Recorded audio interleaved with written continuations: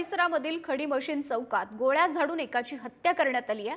गणेश काळे असं मृत तरुणाचं नाव असून त्याच्यावर 6 गोळ्या झाडून आणि नंतर कोयत्याने वार करून हत्या करण्यात आली आहे। हल्लाही केलाय। या हत्या प्रकरणामधील 4 आरोपींना पोलिसांनी अवघ्या 4 तासाच्या आत बेड्या ठोकल्यात। अमन शेख, अरबाज पटेल आणि 2 अल्पवयीन आरोपींना खेड शिवापूर परिसरामधून जेरबंद करण्यात आलंय। मृत गणेश काळे हा आंदेकर टोळीमधील दत्ता काळे याचा भाऊ आहे। दत्ता काळे हा आयुष कोमकर हत्या प्रकरणामधील आरोपी होता आणि त्याला या प्रकरणामध्ये अटकही करण्यात आलेली होती। कोंढवा पोलिसांकडून आरोपींना 4 तासांच्या आत अटक करण्यात आलेली आहे। कोंढवा परिसरामध्ये ही गोळीबाराची घटना घडली, ज्यात एकाचा मृत्यू झाला आहे। अधिक माहिती जाणून घेऊया। प्रतिनिधी बालाजी पोद्दार आपल्याशी जोडले गेलेले आहेत। बालाजी, अधिकची अपडेट।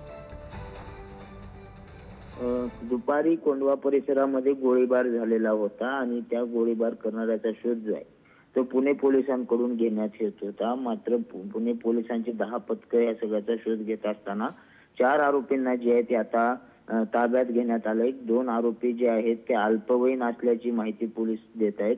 मात्र अशा पद्धतीने 4 तासामध्ये पोलिसांनी ही सगळी कारवाई केलेली आहे। त्याचबरोबर गुन्ह्यात वापरलेले 2 पिस्तूल, 2 हत्यार जप्त करण्यात आलेत।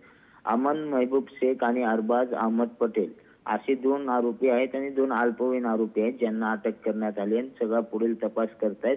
या सगळ्या प्रकरणाला पुण्यातील गँगवार पुन्हा एकदा वर आले का यावर सगळी झालर पाहायला मिळत होती। कारण आंदेकर खुनामधला जो आरोपी आहे त्या आरोपीचा हा भाऊ होता ज्याची हत्या झाली।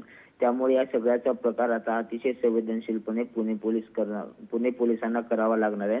त्यासाठीची कारवाई करण्यात आल्याचं बोललं जाते। नक्कीच बालाजी, धन्यवाद दिलेल्या या सर्व अपडेटसाठी।